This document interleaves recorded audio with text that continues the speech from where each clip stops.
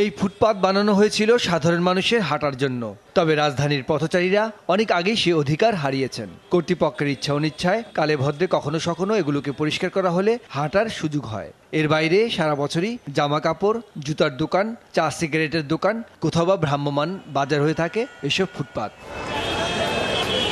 ফুটপাতে হাঁটার জায়গা না পেয়ে পথচারীরা তাই নামতে বাধ্য হন রাস্তায়।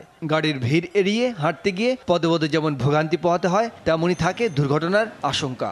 আমরা বিদেশে থাকি, বিদেশে কত রোডঘাট কত নিট এন্ড ক্লিন। যে ফুটপাতের যে দখল, এগুলো আসলে উঠাইতে হবে। এগুলো না উঠাইলে মনে করেন যে পরিবর্তন হবে না। এ সময় গুলিস্তানের একটি মার্কেটের সামনে এসব বিষয়ে ব্যবসায়ীরা কথা বলতে চাইলে দখলদারদের প্রতিরোধের মুখে পড়েন। এই যে দোকানগুলো খালি ভাড়া লাগাইতে পারতেছে না, কেন লাগাইতে লোকগুলো আয়াত ভাড়া দিতে পারে?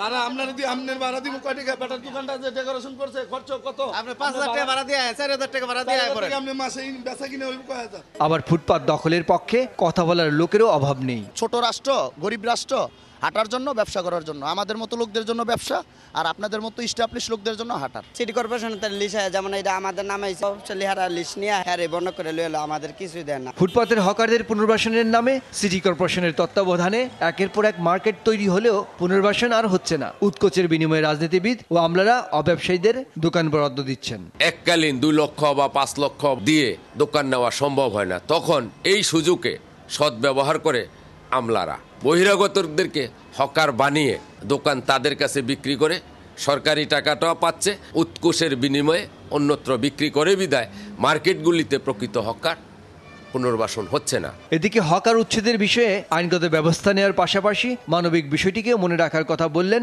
পুলিশের এই কর্মকর্তা। যে জীবনযাত্রা অথবা তাদের যে করণীয় বা তারা কিছু খাবে, এই বিষয়টা মূলত মানবিক, পাশাপাশি একটা আইনের একটা বিষয় থাকে। তাই মূলত আমরা যে কাজটি করি সবসময় মানবিক বিষয়টা দিয়ে বা আইনগত বিষয়টা এর মধ্যে একটা সমন্বয় সাধনের সবসময় চেষ্টা করি।